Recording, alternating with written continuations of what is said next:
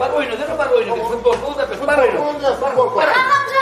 Kalkın gözleyen, kalkın gözleyen ulan bana kalkın. Ben böyle kalkıp çağırmam onu yaptım ben. Ben şu mahallenin iyisi. Oyna. Hayır değişken. Bak doğru var. Yok değişken öyle. Bak şimdi iyi zaten var şu futbol. Ay amca, şu mahallenin iyisi. Ben ne ho? Hümmet ne mahallenin? Benim ne hümmet? Hümmet? Allah. Sen bak kalkın sağda oynadı o var oynadı. O vaktinde o şehir var ya böyle tuttu şu futbol golü.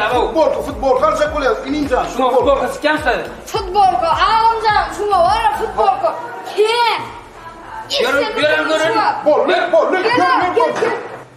Ya kimsenin karı ya oynayacağım ka. Ay bilemem. Şimdi yedim ka olsa. Hümmet de diye bu. Hümmet burada hümmet oluyor. Bela der.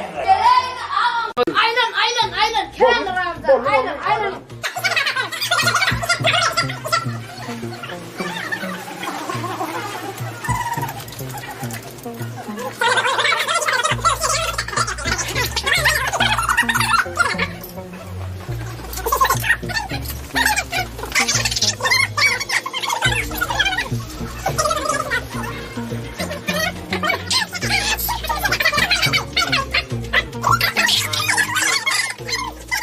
Ben sana dedim ha.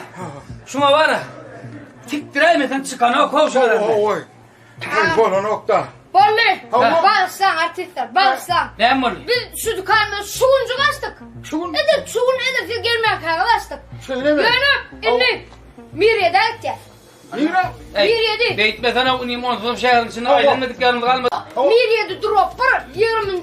Ava doğum. Şu an ünlün giren. Mesela çocuk. Atarlar. Ne var? Şunu gideceğim. Evet. Miriye de durup var. Dur havun tek şunu gideceğim.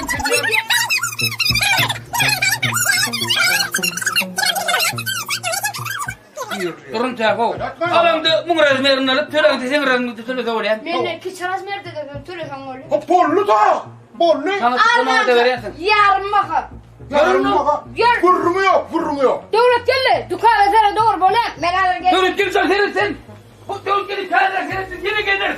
Herhalde ailesi gelir.